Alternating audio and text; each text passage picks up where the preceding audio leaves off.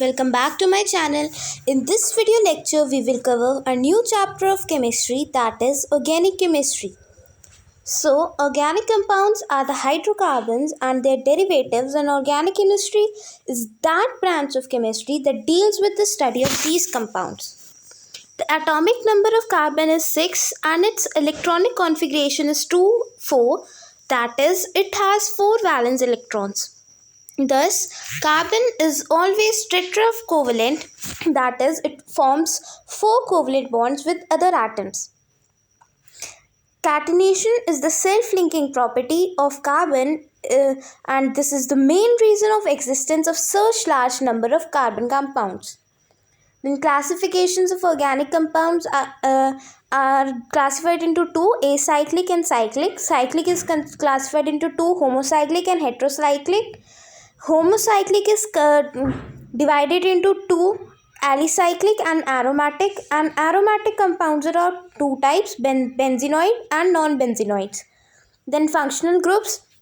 A functional group may be defined as an atom or a group of atoms present in a molecule, which largely determines the chemical properties. Alkenes have the double bond, alkynes have the triple bond. Halogens have the functional group as halogen, and it can be fluorine, chlorine, bromine and iodine. Alcohols have the functional group as hydroxyl. Aldehyde functional group aldehydic, which is formyl, CHO. Carboxylic functional group carboxyl, COOH.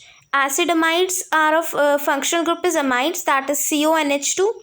Primary amines, amino, NH2. Then homologous series.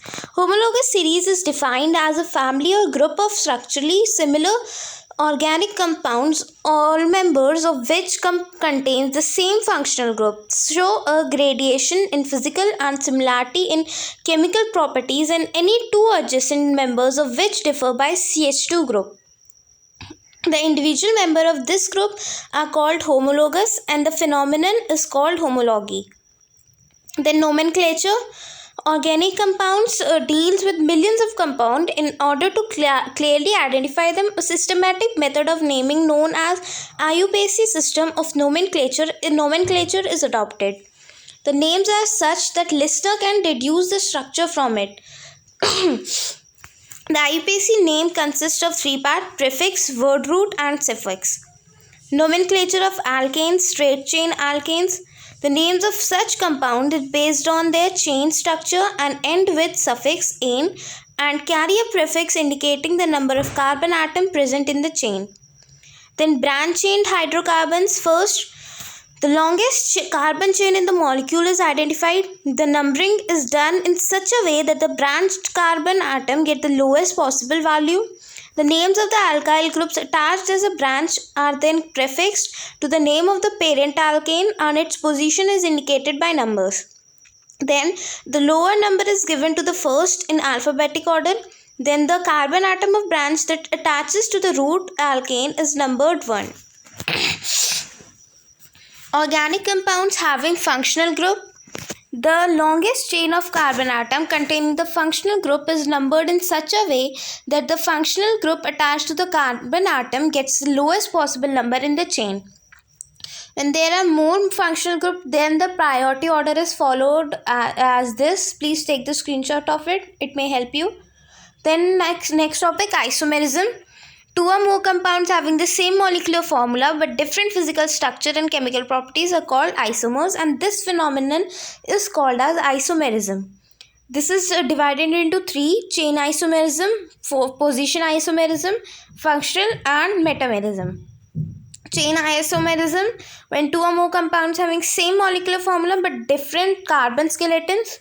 And position isomers, compounds which have same structure of carbon chain but different position of double or triple bond or functional group are called position isomers. Then functional isomerism, compounds which have same molecular formula but different functional group are called functional isomer. And metamerism is due to the presence of different alkyl group on either side of the functional group. Then fission of covalent bond, heterolytic cleavage and homolytic cleavage. In this heterolytic, in this cleavage, the bond breaks in such a way that the shared pair of electron remains with one of the fragments, and in homolytic, in this cleavage, the shared pair of electron goes with each of the bonded atom. The nucleophiles, a reagent that brings an electron pair, and that is nucleus seeking, and electrophiles are the reagents that takes away the electron pair, that is electron seeking. Then inductive effect, the displacement of electron along the chain of the carbon atom due to the presence of an atom or group at the end of the chain. Then resonance effect, the polarity produced in the molecule by interaction of two pi bonds or between a pi bond and lone pair of electron present on an adjacent atoms. There are two types of resonance effect, positive and negative.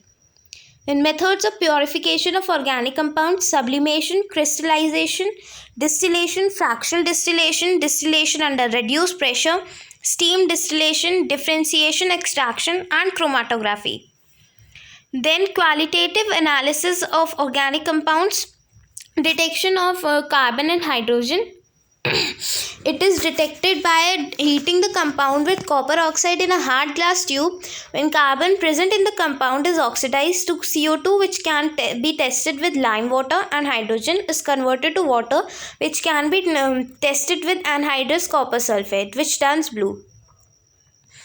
Detection of other elements, sodium fusion extract, then test for nitrogen, test for sulfur, test for halogen. Then quantitative analysis, carbon and hydrogen. These are the formulas. Take the screenshot of it or you note it in your notebooks. It may help you. For testing nitrogen, there is Dumas method. A known mass of organic compound is heated with excess of copper oxide in an atmosphere of CO2. The nitrogen of organic compound is converted into N2 gas. The volume of N2 thus obtained is converted into STP, and the percentage of nitrogen determined by applying the equation of this. This is the formula. And test for nitrogen is also done by Gildat's method. Then the Carey's method, sulfur, phosphorus, and then oxygen.